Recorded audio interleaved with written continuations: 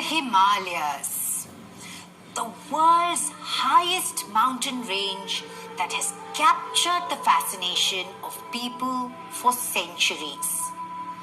It has stunning landscapes, snow-capped peaks, and freezing glaciers. The Himalayas are beautiful, yet hostile. Have you ever wondered how they were formed? The Himalayas were a result of a collision.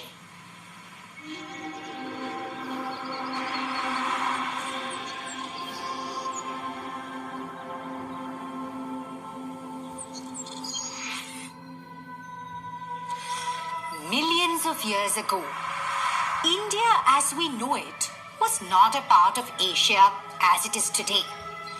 The world was a large single landmass called Pangaea, which slowly broke, forming two super landmasses called Gondwana and Laurasia.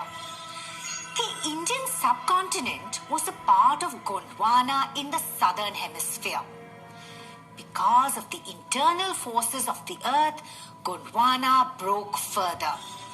The Indo-Australian plate separated from Gondwana and started drifting northwards and collided with another plate known as the Eurasian plate. The collision resulted in the folding of the edges of the two plates, and the Himalayas were formed.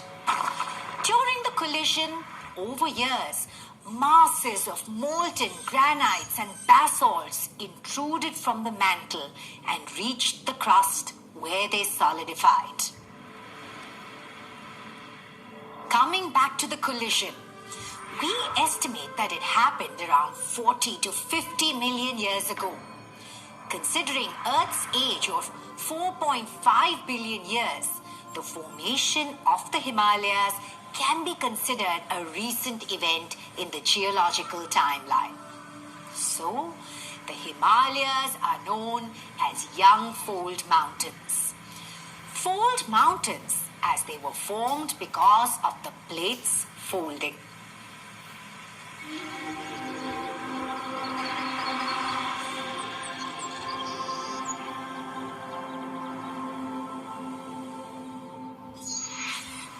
The Himalayan ranges stretch over the northern part of India, forming an arc. Notice how it acts as a natural boundary separating India from the rest of the Asian continent. Starting from the Indus River in the west, the Himalayas pass through Jammu and Kashmir, Himachal Pradesh, and Uttarakhand. They also run through Nepal and Bhutan, passing through the Indian state of Sikkim. The Himalayas end at the Brahmaputra River in the east, covering much of Arunachal Pradesh. From west to east, the Himalayan range stretches about 2,400 kilometers. On the western side, in Kashmir, the width of the Himalayas is over 400 kilometers. On the eastern side, in Arunachal Pradesh, the width of the Himalayas is significantly less, around 150 kilometers. The variation in the heights of the mountain peaks is more in the eastern Himalayas compared to the western Himalayas.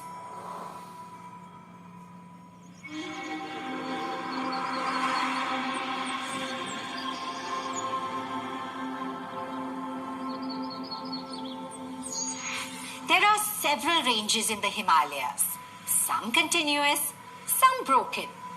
The Himalayan mountains are divided into different ranges based on two extents, the north-south extent and the east-west extent. First, let's understand the north-south extent of the Himalayas.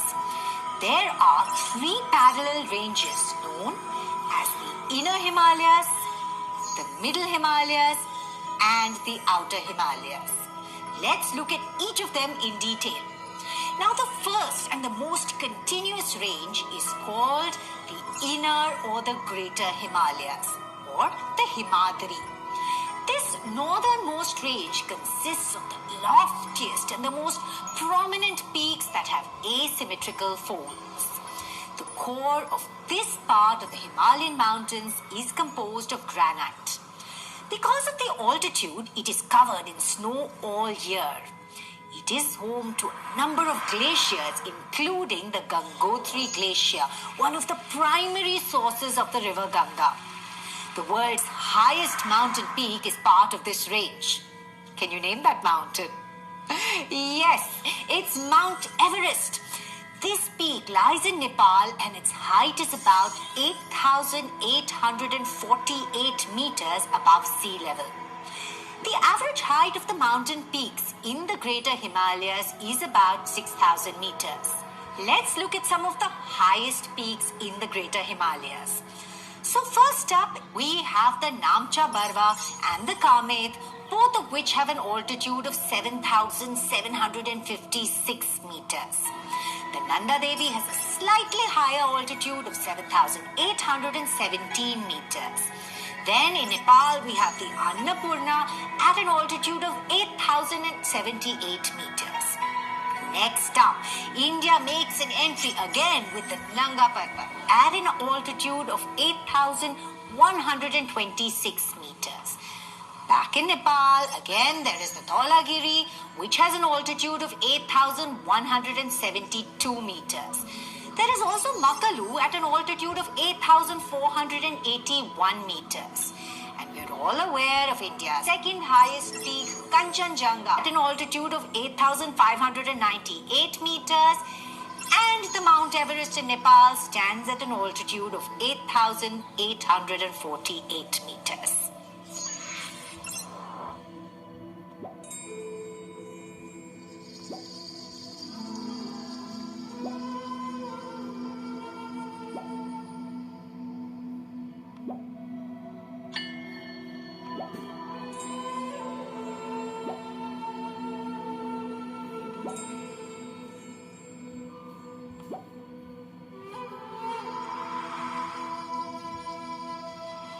The next range of the Himalayas is the Himachal or the Lesser Himalayas. They lie to the south of the Greater Himalayas. They are composed of highly compressed and altered rocks. Unlike the Greater Himalayas, this mountain range is discontinuous. The mountain peaks in this range are between 3,700 meters and 4,500 meters tall. The average width of these ranges is about 50 kilometers. Within the Lesser Himalayas, there are three prominent mountain ranges. The first one is the Pir Panjal range. It is the longest and the most prominent range in the Lesser Himalayas. Most of the Pir Panjal range lies in Jammu and Kashmir. The mountain range ends on the northwestern side of Himachal Pradesh. The Kashmir Valley, which attracts tourists from all over the world, is located in the middle Himalayan range. Next is the Dhauladar range. Now this range lies entirely in the state of Himachal Pradesh. Lastly, there is the Mahabharat range, which lies in Nepal. There are many famous valleys and hill stations that lie in the middle Himalayan range, like Dharamshala in Kangra district, Manali in Kullu district, and Shimla. So, the next time you are visiting one of these hill stations, you will know which mountain range you are at. Don't forget to show off all this knowledge in front of your family.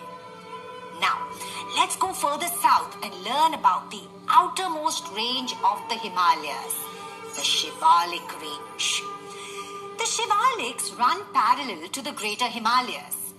This range starts from the Potwar Plateau, which lies in Pakistan, and continues till the Brahmaputra Valley in the northeastern India. Shivaliks have a width of about 10 to 50 kilometers, and their altitude can vary between 900 to 1,100 meters. An interesting thing happened in the regions between the Shivaliks and the Lesser Himalayas over time: the formation of dun valleys. let me explain how this happens. Suppose a river encounters an obstacle in its course, say a mountain. This may cause the river water to accumulate on one side of the mountain, forming a temporary lake. Over time, sediments like thick gravel and alluvium will accumulate at the bottom of such lakes. Eventually, the river may find weak rocks in the mountain that erode and provide a gap for the water to pass. Then, the accumulated water will flow forward again, leaving behind a dry lake or a dun valley in its place. Does the word dun sound familiar? You must have heard of Dehradun, right? This city is actually a dun. Kotli Dun and Patli Dun are some of the other well-known duns.